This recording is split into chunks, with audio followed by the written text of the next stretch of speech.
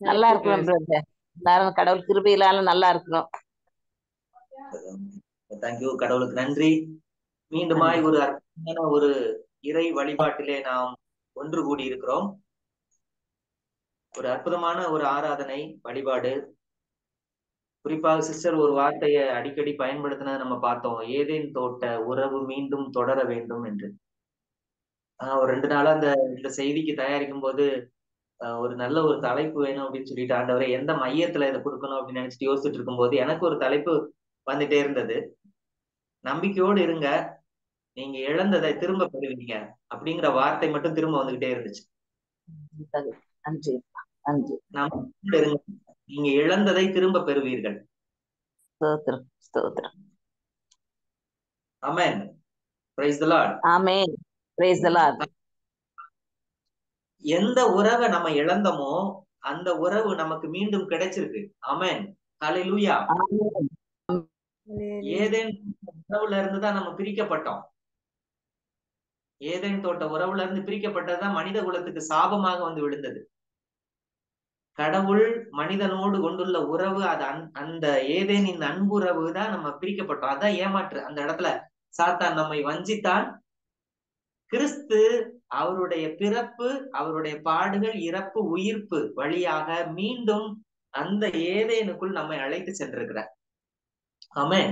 புதிய ஏதேன் இது. நம்ம வாழ்ற இந்த காலகட்டம் புதிய ஏதேன். ஆமென். ஹல்லேலூயா. ஒரு புதிய ஏதேனின் வாழ்வுல நம்ம இருக்கிறோம். இப்ப கடவுள் நம்ம கூட தான் இருக்கிறார். பிறந்திருக்கிற இயேசு கிறிஸ்து யாருன்னு பேர் அவருக்கு என்ன அறிவிக்கப்பட்டது? யார் உங்களுக்கு பிறக்க போறாருன்னு அறிவிக்கப்பட்டது? கடவுள் நம்மோடுங்கிற வார்த்தை எப்படி வந்தது? இம்மானுவேல். இம்மானுவேல். கடவுள் நம்மோடு பயணிக்கிற கடவுள். அந்த ஒரு காலகட்டத்துல கிறிஸ்து பிறப்பு காலகட்டத்துல நம்ம இருந்துகிட்டு இருக்கோம். ஹல்லேலூயா. ஒரு அற்புதமான ஒரு வர்ஷிப். அதிலும் குறிப்பாக இந்த வார்த்தை ரொம்ப நமக்கு இருதயத்தை தொட்ட வார்த்தையாக இருந்தது. என் மனதுக்கு எனக்கு அது உறுதிப்படுத்தியது. இன்றைய செய்தி நீ கரெக்டா இருக்கும் அப்படின்னு சொல்லிட்டு ஆண்டவர் உறுதிப்படுத்தின மாதிரி இருந்துச்சு. கடவுளுக்கு நன்றி செலுத்துகிறேன். மீண்டுமாய் சொல்லுகிறேன், நம்பிக்கையோடு இருங்க, விசுவாசத்தோடு பயணம் செய்யுங்கள், நீங்கள் இழந்ததை திரும்ப பெறுவீர்கள். ஆமென். இந்த ஒரு மைய சிந்தனையோடு நாம் இன்றைய இறை வழிபாட்டுக்கு கடன் செல்வோம். அன்புக்குரியவர்களே, எபிரேயர் புத்தகம் 11வது அதிகாரத்துல நம்ம அந்த நம்பிக்கை என்றால் என்ன அப்படிங்கிறத நம்ம அதை தியானிச்சிருக்கோம் இவ்வளவு காலமா.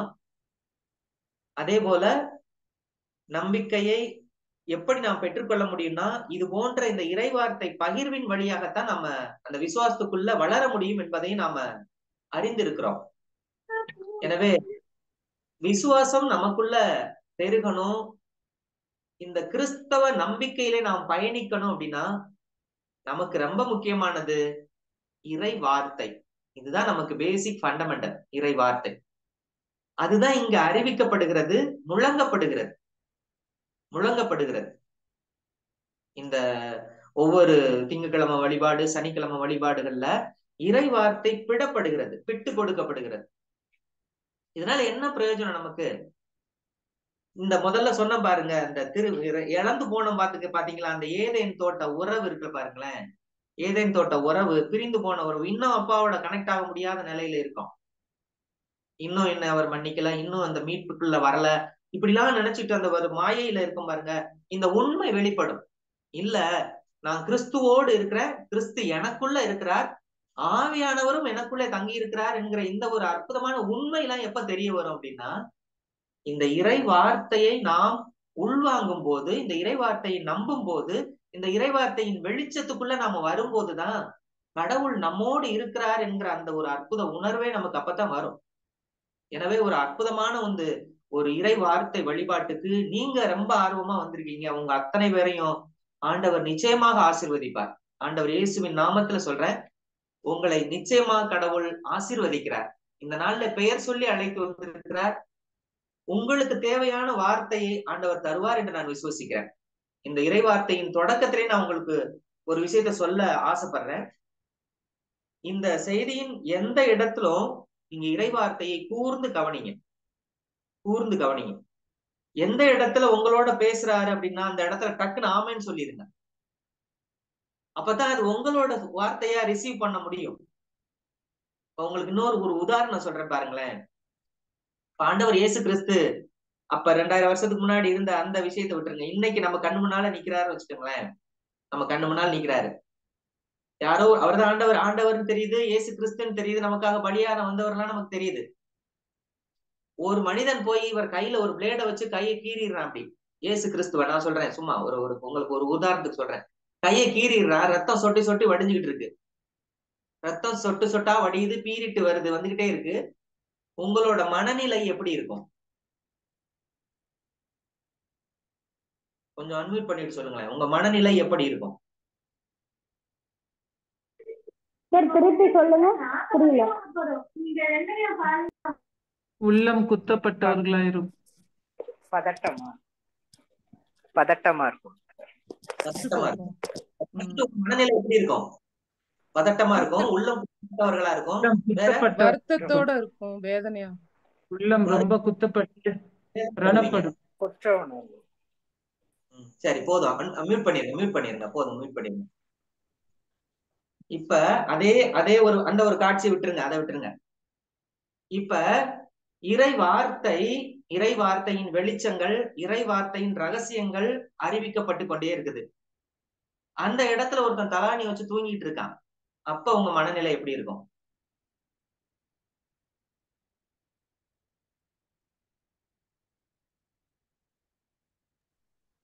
சொல்லுங்க, அன்மியூட் பண்ணி சொல்லுங்க.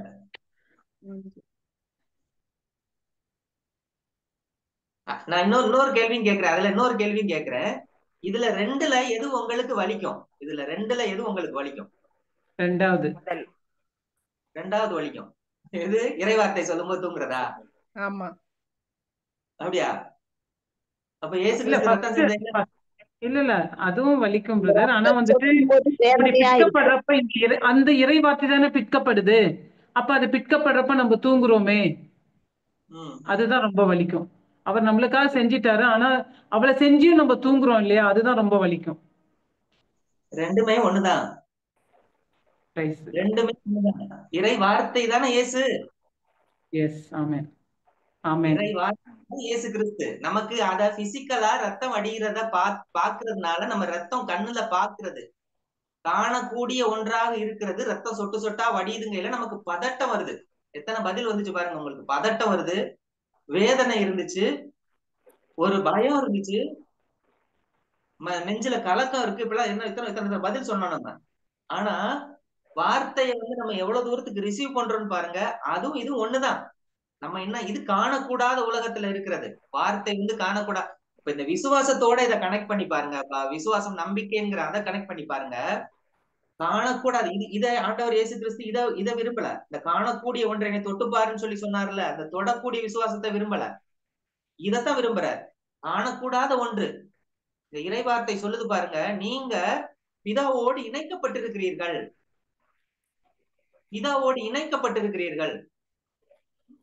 ஏதேன் தோட்ட உறவு மீண்டுமாய் நமக்கு வந்துருச்சு. ஆமென். ஏதேன் தோட்ட உறவுக்குள்ளதான் நம்ம இருக்கிறோம்.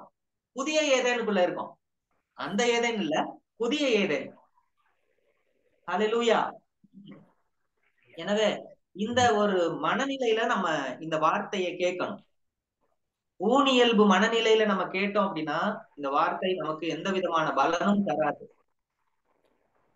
ஆமென்.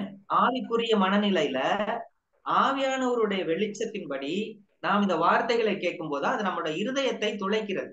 இருதயத்துக்கு அது உள்ள போகும்போதுதான் இந்த வார்த்தை பலன் தர ஆரம்பிக்கிறது. ஹல்லேலூயா, ஹல்லேலூயா, ஹல்லேலூயா. எனவே வார்த்தை தான் கீ. நமக்கு திறவுகோலே வார்த்தை தான். அப்ப இந்த வார்த்தைக்குள்ள என்ன இருக்குன்னு நீங்க யோசிச்சு பாத்தீங்கன்னா, வார்த்தை வல்லமையானது. அதுக்கு இயல்பாவே ஒரு பவர் இருக்கு, ஆற்றல் இருக்கு. இப்ப நான் சொன்னேன் பாருங்க, ரத்தம் பிசிக்கலா பாக்குறதுனால நமக்கு வேதனைன்னா, இது வார்த்தை இப்ப சொல்றோம் கடவுள் நம்மோடு அப்படிங்கிறோம், அதனோட அடர்த்தி நமக்கு தெரியல. கடவுள் நம்மோடு அப்படின்னு சொல்றதுல அதனோட அடர்த்தி நமக்கு தெரியல. இதோ உலகுக்கெல்லாம் மாபெரும் மகிழ்ச்சியூட்டும் நற்செய்தி உங்களுக்கு அறிவிக்கிறேன், உங்களுக்காக உலகின் மீட்பர் பிறந்திருக்கிறார். இந்த வார்த்தையின் அடர்த்தி நமக்கு புரியல பாருங்களேன். அதுக்கு காரணம் என்ன அப்படின்னா, இந்த ஊனியல்பு மனநிலையோட நாம கேட்கும் போது இந்த வார்த்தையின் அடர்த்தி நமக்கு புரியாது. ஆவிக்குரிய மனநிலையோட, ஆவிக்குரிய இயல்புகளோட அந்த தன்மையில நம்ம கேட்டாதான், கடவுளோடு இணைந்த நிலையில அந்த வார்த்தையை நம்ம கேட்கும் போது அந்த வார்த்தை உயிரளிக்கிறது. ஆமென், ஹல்லேலூயா. இயல்பாகவே வார்த்தைக்கு அந்த வல்லமை இருக்கிறது, ஆற்றல் இருக்கிறது. வார்த்தைக்கு வல்லமை எப்படி வல்லமை? எல்லாம் பூட்டப்பட்டிருக்கிற கதவுகள் எல்லாம் திறக்கக்கூடிய வல்லமை வார்த்தைக்கு இருக்கிறது. ஆமென். எங்கெங்கெல்லாம் உங்க வாழ்க்கையில சூழ்நிலைகள் திறந்து கிடக்குதோ, எல்லா தேவையற்றவைகள் வந்துட்டு போயிட்டு இருக்கோம். அந்த தேவையற்றவைகள் வந்துட்டு போயிட்டு இருக்கிற பிரச்சனைகளின் கதவுகளை பூட்டக்கூடிய சாவியும் வார்த்தை கிட்டதான் இருக்கு. ஹல்லேலூயா. நம்முடைய வாழ்க்கையில கதவு திறந்திருக்கு. சில சாத்தான்கள், சத்துருக்கள், சில நெகட்டிவ்கள், சில எதிர்மறை இருளின் தன்மைகள் நமக்கு நம்ம வாழ்வுக்குள்ள திறந்து கிடக்கிற வாழ்வுக்குள்ள நுழையுது அப்படின்னா அந்த கதவுகளை பூட்டக்கூடிய வல்லமையும் வார்த்தைக்குள் தான் இருக்கிறது. அப்ப திறக்கக்கூடியதை பூட்டுறதும், திறந்து கிடக்கிறதை பூட்டுறதும் வார்த்தை தான். பூட்டி இருக்கிற நம்ம ஆசீர்வாதங்கள் எல்லாத்தையும் தடை பண்ணி வச்சிருக்காங்க.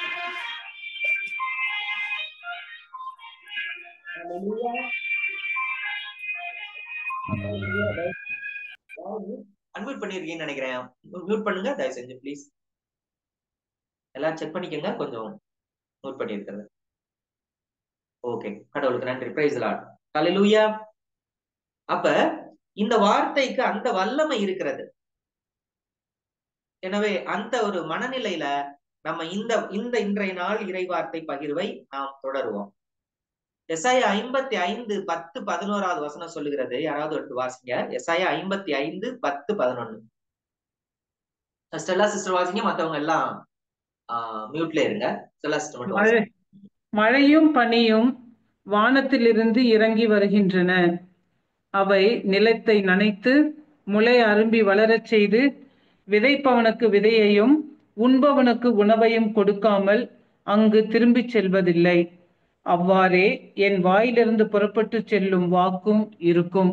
அது என் விருப்பத்தை செயல்படுத்தி எதற்காக நான் அதை அனுப்பினேனோ அதை வெற்றிகரமாக நிறைவேற்றாமல் வெறுமையாய் என்னிடம் திரும்பி வருவதில்லை. Amen. Amen. Praise the Lord. Hallelujah. மழையும் பனியும் வானத்திலிருந்து இறங்கி வருது. எப்படி வருதோ வந்து அதனுடைய காரியத்தை முடிச்சிட்டு போகுதோ அதே போல ஆண்டவர் இயேசுனுடைய வார்த்தை, இறை வார்த்தையும் அதே பணியை தான் செய்யுது. எந்த நோக்கத்துக்காக வார்த்தை அனுப்பப்படுகிறதோ அந்த காரியத்தை இறை வார்த்தை செய்து முடிக்கிறது. எசாயா 55:10-11 இதைத்தான் சொல்லுகிறது. எப்படி மழை வந்து உண்பவனுக்கு உணவை கொடுக்குது, விளைய செய்து, விதைப்பவனுக்கு விதைய கொடுக்கிறது, உண்பவனுக்கு உணவை கொடுக்கிறது.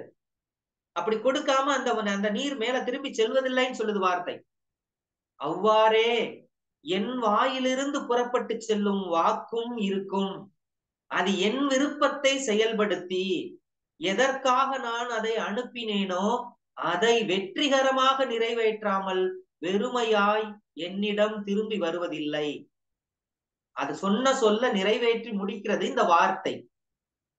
இந்த வார்த்தை தான் மனூர் எடுத்த காலகட்டத்திலே நாம் இருக்கிறோம். அந்த வார்த்தை பிளஷ்ஷா வந்து நின்னாரு.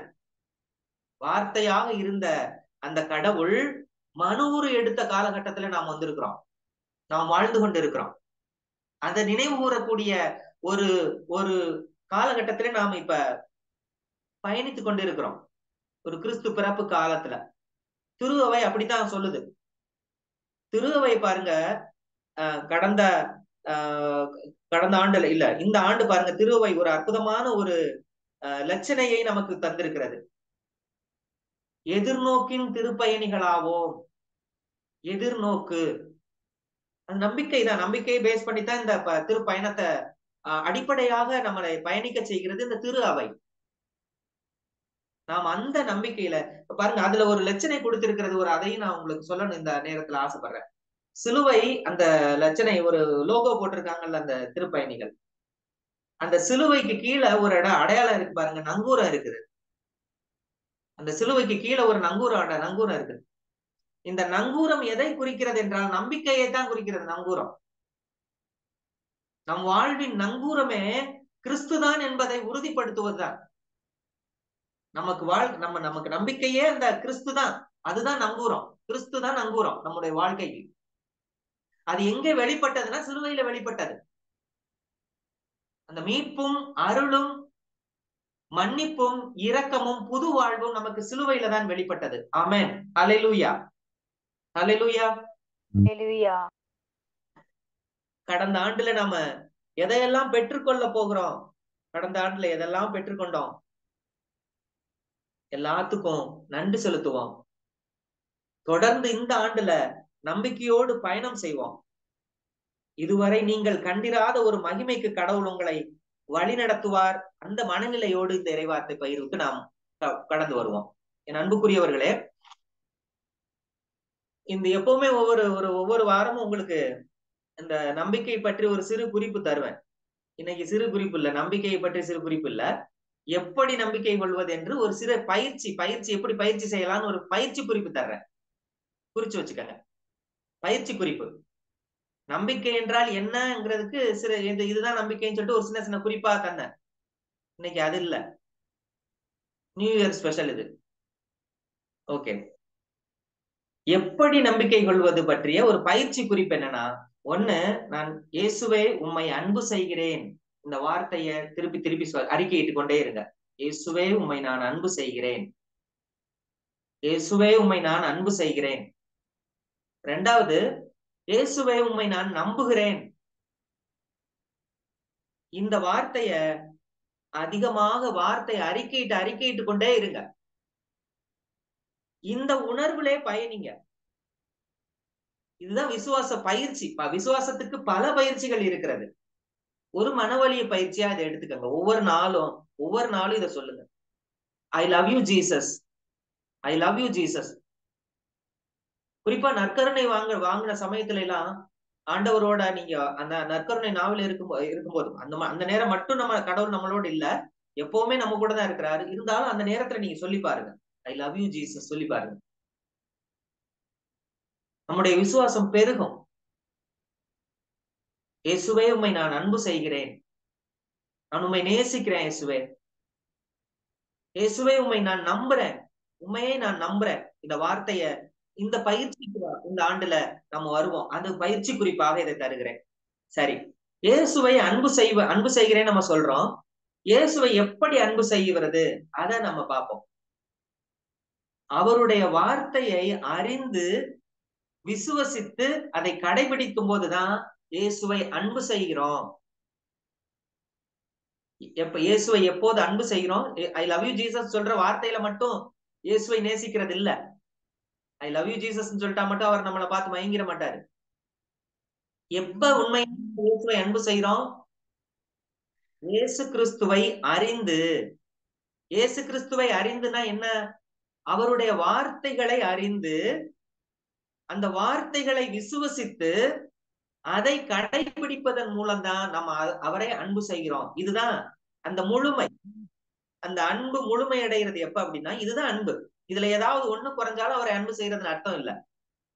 அப்ப வார்த்தையை வாசிக்கணும், ஒவ்வொரு நாளும் வார்த்தையை வாசிக்கணும், வார்த்தையின் உண்மையான ஆழங்களுக்குள் நாம பயணிக்கணும், அந்த வார்த்தை சொல்லுகிற அந்த வெளிச்சங்களை நம்பணும், விசுவசிக்கணும், அதை கடைபிடிச்சு வாழணும். இதை கடைபிடிக்கும் போதுதான் நம்ம உண்மையான சீடர்களாக, அவருடைய சாட்சிகளாக நாம் இருக்கிறோம். அவருடைய சீடர்களை எப்ப மாறுறோம் அப்படின்னா, நம்ம லைஃப்ல அதை அப்ளை பண்றோமோ அப்பதான் அவருடைய சீடரா இருக்கிறோம். இதுதான் உண்மையான அன்பு. ஒன்றெண்டு காரியங்களை, எல்லா காரியங்களும் நம்ம முயற்சி செய்யறதை விட்டுட்டு ஒன்றெண்டு காரியங்களை முதல்ல தொடங்க ஆரம்பிப்போம். ஏன்னா நம்பிக்கையை தொடங்கி அதை வழிநடத்தி அதை நிறைவு செய்பவர் ஸ்டெப் பை ஸ்டெப்பா தான் நம்ம போக வேண்டியது இருக்கு. இந்த விசுவாச பயணத்திலையும் உடனே ஹை லெவல் வயிற்றுல வந்துட முடியாது, அது கொஞ்சம் சிரமம்.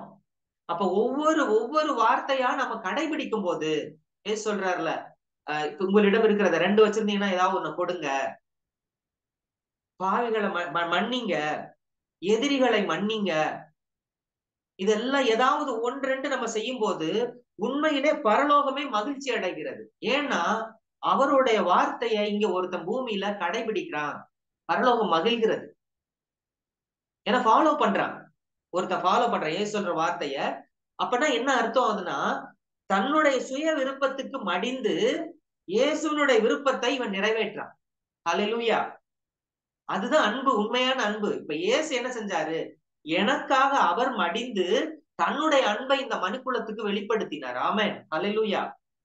எனக்காக அவர் சாகும் போதுதான் தெரிஞ்சிச்சு, இவ்வளவு பெரிய அன்பா எனக்காக, என் மீதா இவ்வளவு அன்பு. ஒரு கவிஞன் ஒருத்தன் பாடுறான், என் மீதா இத்தனை அன்பு இயேசு ராஜா, வானம் பூமி யாவும் படைத்த வல்ல ராஜா, சர்வ வல்ல ராஜா, என் மீதா இத்தனை அன்பு இயேசு ராஜா. ஒன்றுக்கும் தகுதி இல்லாத இந்த அன்புக்கு ஏதாவது பாத்திரமானவர்களா நம்ம? இந்த அன்புக்கு, உன்னதமான அன்புக்கு எது பாத்திரமில்லாத நம்மை அவர் நமக்காக தன்னையே வெறுத்து தன்னையே பலியாக்கி நமக்காக கொடுக்கும் போதுதான் அவருடைய அன்பு, பரிபூர்ண அன்பு அந்த சிலுவையில வெளிப்பட்டது. இந்த சிலுவையில் வெளிப்பட்ட அந்த அன்பை, பரிபூர்ண அன்பை நாம் நம்பி, அந்த நங்கூரம் இருந்துச்சு பாத்துங்க, அந்த நங்கூரம் இருக்கு பாருங்க சிலுவைக்கு கீழே, அந்த நங்கூரமாக நாம் விசுவசிக்கும் போது அப்பதான் அவர் உண்மையா அன்பு செய்கிறோங்கிறது முழுமையடையும். எனக்காக இயேசு கிறிஸ்து மனிதனாக பிறந்தார், எனக்காக பாடுபட்டார், எனக்காக ரத்தம் சிந்தினார், எனக்காக பலியானார், என்னை மீட்க அவர் உயிர் தெழுந்திருக்கிறார், உயிர் தெழுந்த தெய்வமாக இருக்கிறார். ஏன் அப்படின்னா, சிஸ்டர் முதல்ல சொன்னாங்க பாருங்க, உடைந்து போன அந்த உறவு இருந்துச்சு பாருங்க, உடைந்து போன உறவு இருந்துச்சு பாருங்க, ஏதேன் தோட்ட உறவு. ஏதேன் தோட்ட உறவு நம்ம ஃபெயிலியர் ஆன இடம். அது திருப்பி பாஸ் பண்ண இடம் எதுனா இந்த இடம் தான். ஹல்லேலூயா, ஹல்லேலூயா. பாஸ் பண்ண இடம், நம்மளை மீண்டுமாய் நம்ம தம் சொந்த உறவுக்குள் கொண்டு வந்திருக்கிறார். இதுதான் விசுவாசம், இதுதான் விசுவாசம். இதுக்கு எதிரான எல்லாமே அவிசுவாசங்கள். நான் மீண்டுமாய் கடவுளுக்குள் இணைக்கப்பட்டிருக்கேன், நான் கடவுள் பிள்ளையாக ஆக்கப்பட்டிருக்கிறேன். அப்ப இந்த விசுவாசத்துக்குள்ள பயணிக்கிறதுக்கு எது நமக்கு தேவையான வார்த்தை தான் நமக்கு இந்த விசுவாச பயணத்துக்குள்ள நமக்கு பயணிக்க நமக்கு துணை செய்கிறது. இறை வார்த்தை தான் பயணிக்க துணை செய்கிறது. எனவே இத்தகைய ஒரு மனநிலையோடு அந்த திருச்சபை நமக்கு இந்த காலகட்டத்துல சொல்ற தகவல் பாருங்க, இத ஒரு யூபிலி ஆண்டாக அறிவிக்கிறது. இது ஒரு புதிய ஆண்டுங்கிறனால இந்த 2025 திரு அவை யூபிலி ஆண்டாக கொண்டாடுகிறது. கொண்டாட உலக மக்களுக்கு அழைப்பு விடுத்திருக்கிறது. ஒவ்வொரு 25 வருஷமா பிரித்து அல்லது 50 ஆண்டுகளா பிரித்து 100 ஆண்டுகளா பிரித்து திரு அவை கொண்டாட்டத்தை மக்களுக்கு அறிவிக்கிறது. அதனோட அர்த்தம் என்னவா இருக்கும் என் அன்புக்குரியவர்களே? அதனுடைய அர்த்தம் என்ன? மக்கள் மகிழ்ந்திருக்க வேண்டும். மீண்டுமா இந்த இந்த இந்த மீட்பு செயலை நினைத்து நினைத்து மக்கள் ஒரு கொண்டாட்டத்துக்குள் வரணும், புதுப்பித்துக் கொள்ளணும். இப்ப யூபிலி சொல்ற செய்தி என்ன? நீங்கள் இழந்து போனதை நம்பிக்கையோடு பயணிங்க, நீங்க இழந்து போனதை மீண்டும் கண்டடைவீர்கள். மீண்டும் உங்களுக்குள்ள நிக்கும், அது துளிர்க்கும். நீங்க ஏற்கனவே இழந்து நின்ற அதை விட தாண்டிய அதை விட மகிமையை நீங்கள் காண்பீர்கள். ஆமென், ஹல்லேலூயா. அதுதான் யூபிலி சொல்ற செய்தி. அதுதான் யூபிலி சொல்ற செய்தியில ரொம்ப முக்கியமான ஒரு சில குறிப்புகள், ஒரு சில பாயிண்ட் சொல்றேன் பாருங்க. யூபிலி சொல்ற முக்கியமான செய்தி ஓய்வு, ரெஸ்ட், இளைப்பாறுதல். ஒரு புதிய ஆண்டுக்குள்ள நம்ம படி எடுத்து வைக்கிறோம்.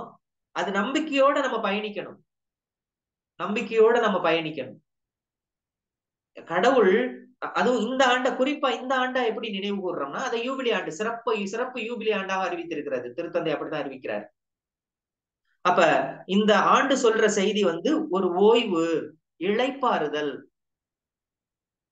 அதனோட அர்த்தம் என்னன்னா களைப்பு நீங்குதல் அப்படின்னு சொல்லி போட்டிருக்காங்க. களைப்பு நீங்குதல்.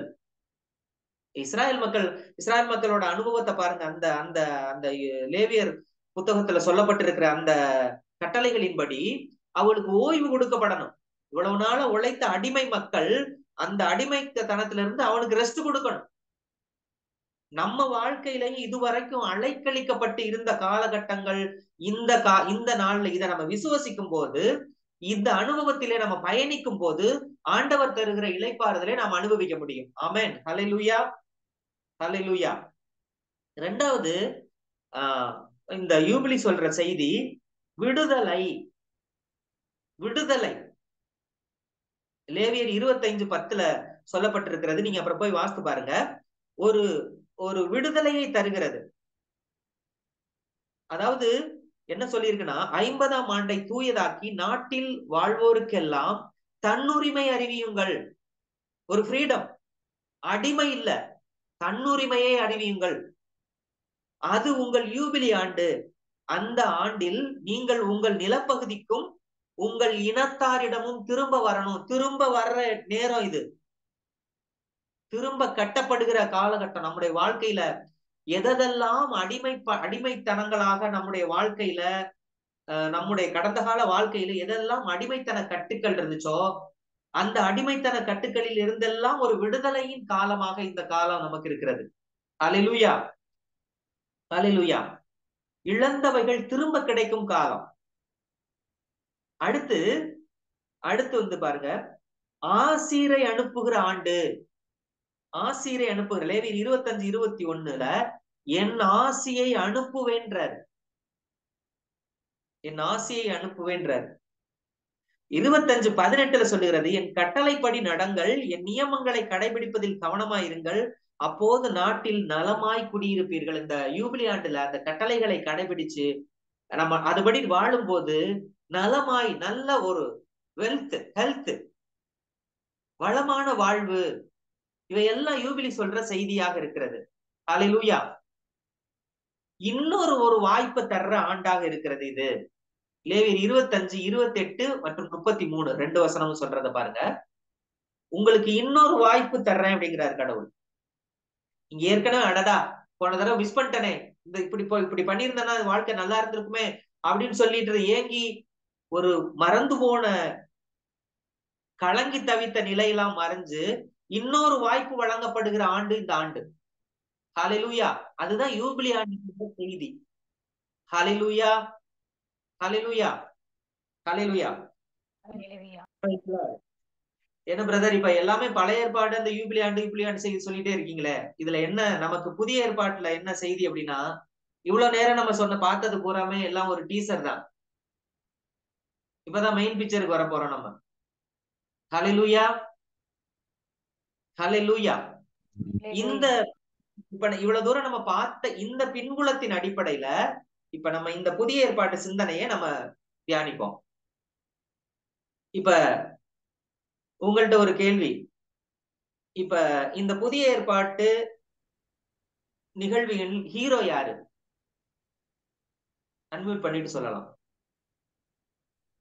ஜீசஸ். ஜீசஸ். ஹீரோயின் யாரு? அன்னை மரியா. அன்னை மரியா. மரியா. நீங்க யாரப்ப? ஃபர்ஸ்ட் ஹீரோயின் அன்னை மரியா, அதுக்கப்புறம் தான் நம்ம எல்லாம் கூட ஹீரோயின்.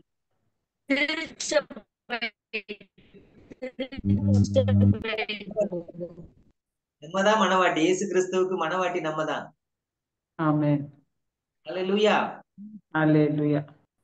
நம்முடைய ஹீரோவோட பிறப்பு பாருங்க. ஹீரோவோட பிறப்பு அதுதான் இந்த நம்முடைய லைஃபையே மாத்தின நிகழ்வுகள்.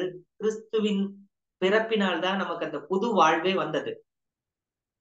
அவருடைய வருகைக்காகத்தான் இந்த உலகம் காத்து கிடந்துச்சு. ஹல்லேலூயா. அதனால நமக்கு ஒரு ஹீரோ உள்ள என்டர் ஆயிட்டாரு அப்படின்னாவே நம்ம ரிலாக்ஸா இருக்கலாம். அவர் எல்லாமே அவர் பாத்துக்கிறாரு. அதுதான் இந்த புதிய ஏற்பாட்டு ஜூபிலி சொல்லுகிற ஆண்டு. ஆண்டவரின் அருள் தரும் ஆண்டினை ஓங்கி முழக்கமிட்டு அறிவிக்கவும் ஆண்டவரின் ஆவி என் மேல் உள்ளது சொல்றாரு பாத்தீங்களா? அதுல சொல்றாரு பாருங்க, ஆண்டவரின் அருள் தரும் ஆண்டு. லூக்கா 4:18 சொல்றாருல, அதுல ஆண்டவரின் அருள் தரும் ஆண்டுனா என்ன? இந்த ஒவ்வொரு 25 ஆண்டுகளுக்கு ஒரு முறை வர்றதோ, அல்லது ஒவ்வொரு 50 ஆண்டுகளுக்கு ஒரு முறை வர்றதோ, அல்லது ஒவ்வொரு 1000 ஆண்டுகளுக்கு ஒரு முறை வர்றதோ ஜூபிலி ஆண்டு அல்ல. இப்ப கிறிஸ்துவோடு பயணித்துக் கொண்டிருக்கிற ஒவ்வொரு நாளும் ஒவ்வொரு ஆண்டும் நமக்கு ஜூபிலி ஆண்டுதான். ஹல்லேலூயா, ஹல்லேலூயா. இதுதான் விசுவாச பயணத்துல நாம் பயணிக்க வேண்டிய அனுபவம். அப்பனா என்ன பிரதர், அந்த 25வது ஆண்டு திருத்தந்தை அறிவிச்சிருக்கிறாரு, இந்த ஆண்டு மட்டும்தான் இந்த யூபிலி ஆண்டா, இந்த ஆண்டு மட்டும்தான் இப்படி எனக்கு ஆசீர்வாதங்கள் கிடைக்குமா, இந்த ஆண்டுகள் மட்டும்தான் எனக்கு அந்த ஓய்வு கிடைக்குமா? இல்ல. நம்ம புதிய ஏற்பாட்டுல ஆண்டவர் இயேசு கிறிஸ்து புதிய யூபிலி, கட்டுண்டவர்களுக்கு விடுதலை, அடிமைப்பட்டவர்களுக்கு விடுதலை, எல்லாமே, நோயால் வதங்கியவர்களுக்கு மீட்பு, பாவத்திலிருந்து மீட்பு, எல்லாம், சாபத்திலிருந்து மீட்பு, விடுதலை, எல்லாத்தையும் ரிலீஸ் பண்ற இடம் இந்த புதிய ஏற்பாட்டு தலம். ஹல்லேலூயா, ஹல்லேலூயா, பிரைஸ் தி லார்ட். எனவே இப்ப நம்ம இந்த லூக்கா 1:78-79 ஒரு அற்புதமான இந்த ஒரு பாடல் இருக்கிறது. எல்லாரும் லூக்கா முதல் அதிகாரத்துல மரியாவின் பாடலை நம்ம பார்த்திருக்கோம், அறிந்திருக்கிறோம். செக்கரியாவின் பாடல்னு ஒண்ணு இருக்கு பாருங்க. அதுல 78-79 யாராவது எடுத்து ஒரு வாசிங்களேன். குழந்தாய் பிடியிலும் இருப்போருக்கு ஒளி தரவும், நம்முடைய கால்களை அமைதி வழியில் நடக்க செய்யவும், நம் கடவுளின் பரிவுள்ளத்தாலும் இரக்கத்தாலும் விண்ணிலிருந்து விடியல் நம்மை தேடி வருகிறது. அல்லேலூயா, பிரைஸ் தி லார்ட்.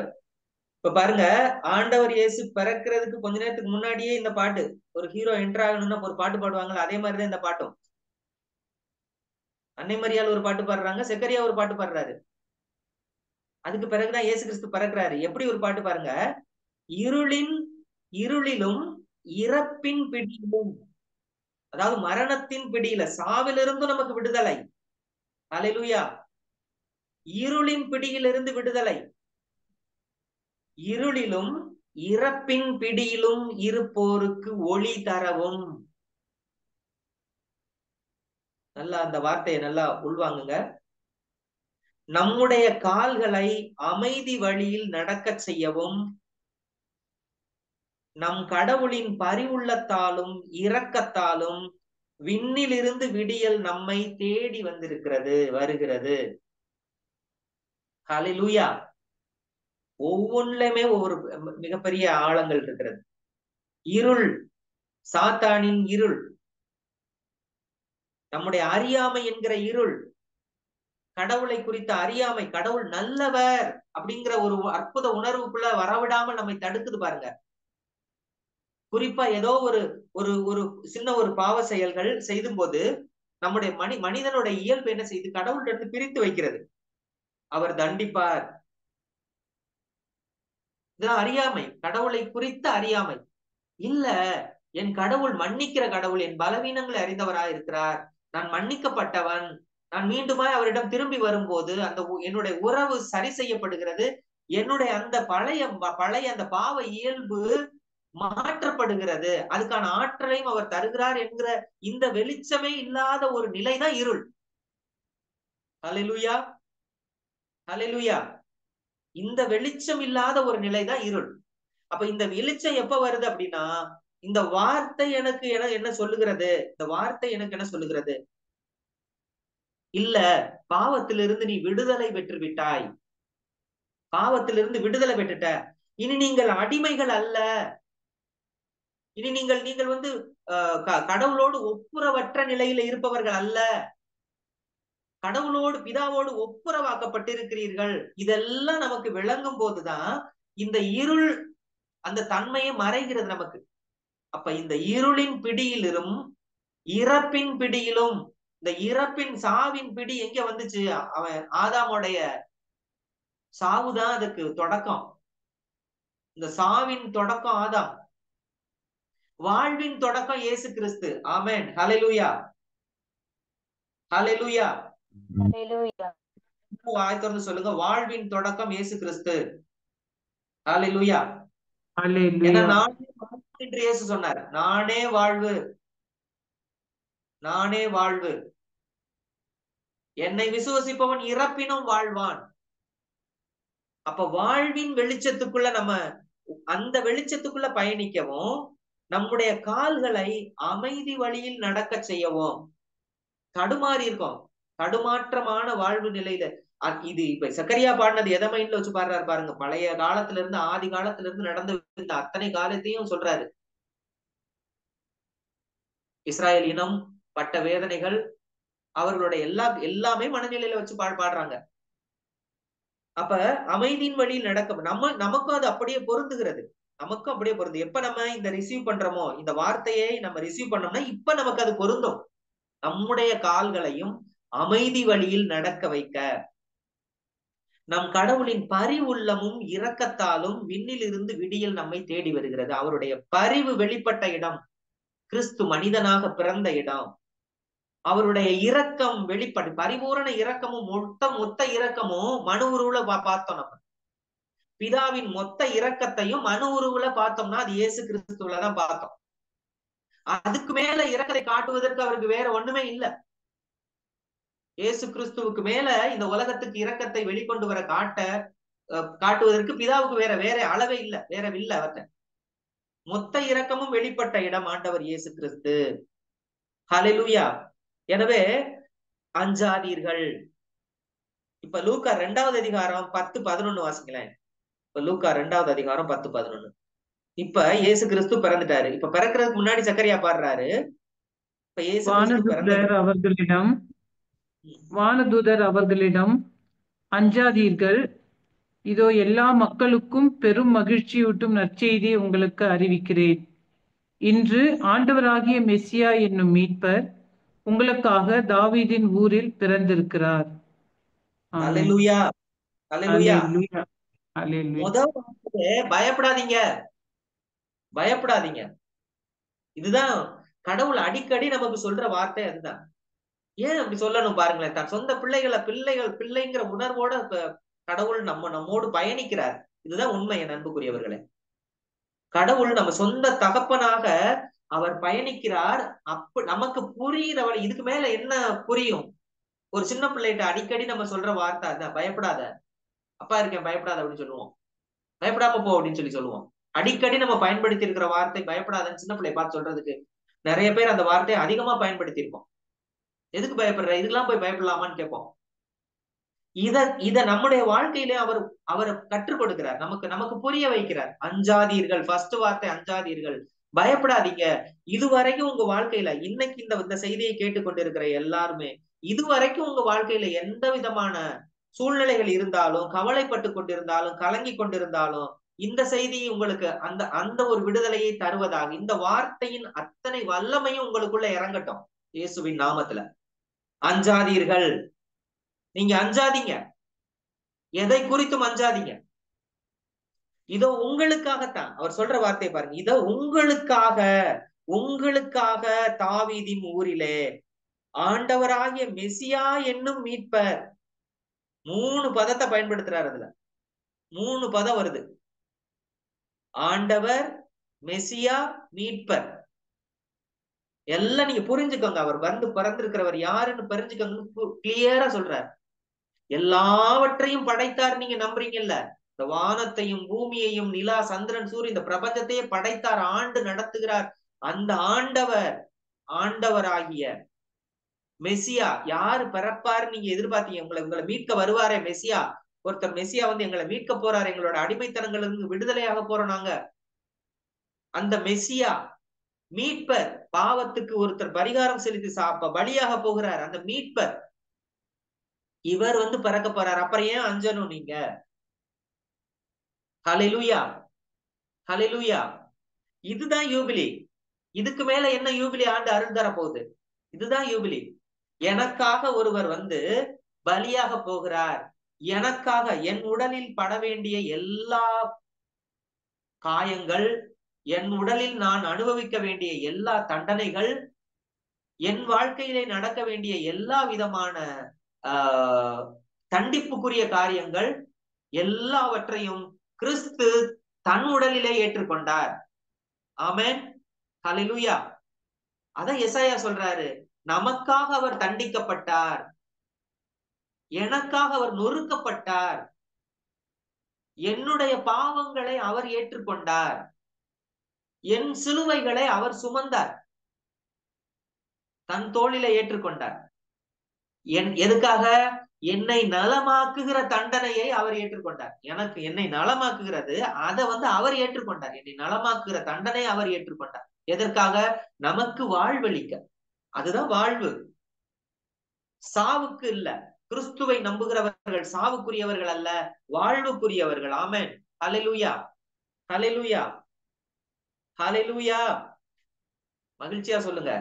ஹல்லேலூயா. ஆமா. ஏதேன் தோட்டத்துல அந்த உறவு இழந்து போன போது ஆதாம் ஏவாளோட முகம் எப்படி இருந்திருக்கும் நீங்க கற்பனை பண்ணி பாருங்க. ஃபெயிலியர் ஆகி அப்படியே முகம் தொங்கி போயிட்டான். அவன் சாப்பிட்டு முடிச்சிட்டு பிதாவை சந்திக்கிறதுக்கு முன்னாடியே அவன் முகத்தை மூடிக்கிட்டான். அவமானம், பயம், வெக்கம், கவலை எல்லாம் இருந்துச்சு. அருகதையற்ற நிலையே இருந்தாங்க. அப்ப ஜெயிச்சதுக்கு பிறகு அவன் முகம் எப்படி இருக்கும்? இப்ப நான் சொன்னதுக்கு எல்லாத்துக்கும் ஆப்போசிட்டா இருக்கணும். மகிழ்ச்சி, சந்தோஷம், தைரியம், பெருமை. எதை குறிச்சு பெருமை? நம்மளை குறிச்சு இல்ல, கிறிஸ்து. நான் கிறிஸ்துவோட பிள்ளையாக்கப்பட்டிருக்கிறேன். உறவுக்குள்ள, பிதாவோட ஒரு உறவுக்குள்ள வந்திருக்கிறேன். இழந்து போனதை சரி செய்ய என் ஆண்டவர் இயேசு கிறிஸ்து மனிதனாக வந்து இழந்து போனதை சரி செய்து தந்திருக்கிறார். இழந்ததுக்கும் அதிகமாக தந்திருக்கிறார். ஹல்லேலூயா, ஹல்லேலூயா. என்னோடு ஒப்புரவாகி, மனிதனோடு கடவுள் ஒப்புரவாகி விட்டார். நம்ம மீண்டுமாய் அவரோடு இணைக்கப்பட்டிருக்கிறோம். இதுதான் யூபிலி சொல்ற செய்தி. இதுதான் யூபிலி சொல்ற செய்தி. இதுல எல்லாமே இதுக்குள்ள அடங்கும். இதுல ஆசீர்வாதங்கள், நலம், வளம், இதுல வாழ்வு, வெளிச்சம், இது எல்லாமே தருகிறது தான் இந்த அருள் தரும் ஆண்டு. கிறிஸ்து பிறந்து அறிவிக்கிறார் பாருங்க. ஆண்டவரின் அருள் தரும் ஆண்டினை ஓங்கி முழக்கமிட்டு அறிவிக்கவும் அவர் என்னை அனுப்பியுள்ளார். இயேசுவே அறிவிக்கிறார். ஹல்லேலூயா. அப்படின்னா என்ன அர்த்தம்? ஒவ்வொரு நாள், ஒவ்வொரு 25 வருஷத்துக்கு அப்புறம் நம்ம இந்த யூபிலி கொண்டாடுவோம்னு அர்த்தமா? அது இல்ல. ஒவ்வொரு 50 வருஷத்துக்கு அப்புறம் கொண்டாடுவோம், அது இல்ல. நம்ம இப்ப சும்மா திருச்சபை நினைவு கூறுறோம் நம்ம.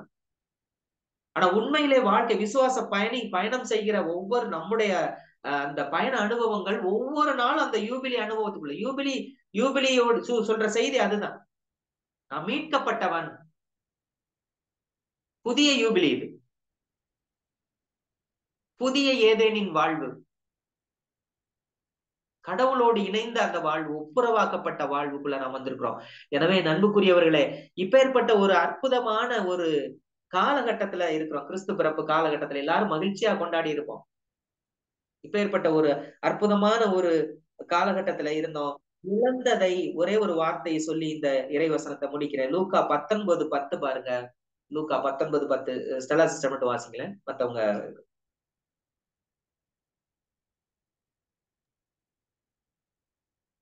இழந்து போனதை தேடி மீட்கவே மானிட மகன் வந்திருக்கிறார் என்று சொன்னார். ஆமென். ஹல்லேலூயா. எந்தெந்த நீங்க ஒண்ணும் வருத்தப்படாதீங்க, கவலையோடு வாழாதீங்க. கவலையோடு இருக்க உங்களோட இருதயத்தின் அழுத்தங்கள் இதுவரைக்கும் இருந்தா கூட இனி அந்த அழுத்தத்தை இறக்கி வச்சுட்டு நீங்க எதெல்லாம் இழந்து போய் நிற்கிறீர்களோ, அவமானப்பட்டு எந்தெந்த இடத்துல அவமானப்பட்டு நின்றீர்களோ அந்த இடத்துல எல்லாம் உங்களுக்கு தலையை உயர்த்துவார். ஆமென். ஹல்லேலூயா. அதுக்குதான் அவர் தலை குனிந்தார். அவர் நம்மை தலை நிமிரச் செய்வதற்காக அவர் தலை சாய்த்தார். ஹல்லேலூயா. அவர் ஏன் தலை சாய்க்கணும்? நம்முடைய குனிந்த தலை நிமிரணும்னா அவர் தலை சாய்க்க வேண்டியது இருந்தது. நம்ம எந்தெந்த இடங்களெல்லாம் அவமானப்பட்டு நின்றோமோ அந்த இடங்களில் எல்லாம் நம்மை உயர்த்துவார். நம்பிக்கையோடு பயணிங்க. நம்பிக்கையோடு, அதுதான் நம்பிக்கை. தன்னுடைய பிள்ளைகள் நம்ம பிள்ளை ஒரு இடத்துல, ஒரு 10 பேர் நிக்கிற இடத்துல நம்ம பிள்ளை ஒரு இடத்துல போய் கூனி குறுகி நிப்பத மனிதனாகிய நானும் நீங்களுமே நம்ம விரும்ப மாட்டோமே. அப்ப என்னுடைய தகப்பன், நல்ல தகப்பன் எப்படி அதை விரும்புவார்? எல்லாமே மாற்றப்படக்கூடிய காலகட்டத்தில் இருக்கிறோம். நம்ம ஒண்ணுதான் செய்யணும், அவரை விசுவசிக்கணும். அவ்வளவுதான். அவரை நம்பணும்.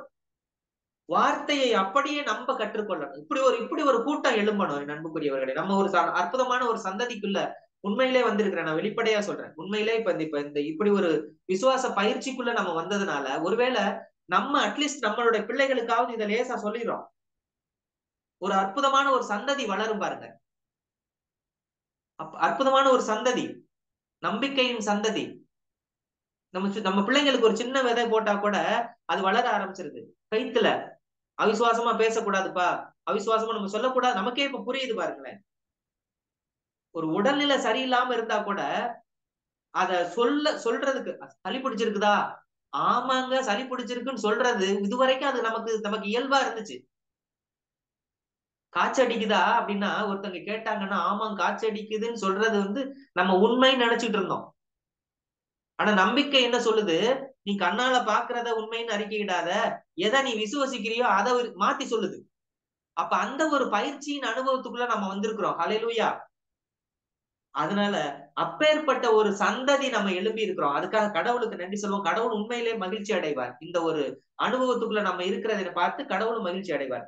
எனவே இழந்து போனதை தேடி கண்டுபிடிக்கத்தான் மானிட மகன் வந்திருக்கிறார். நம் வாழ்க்கையில எந்தெந்த இடங்களில் எல்லாம் இழந்து போய் நிற்கிறோமோ, எந்தெந்த இடங்கள் குறைபாடு இருந்தோமோ அந்த இடங்களில் எல்லாம் சரி செய்யப்படும்.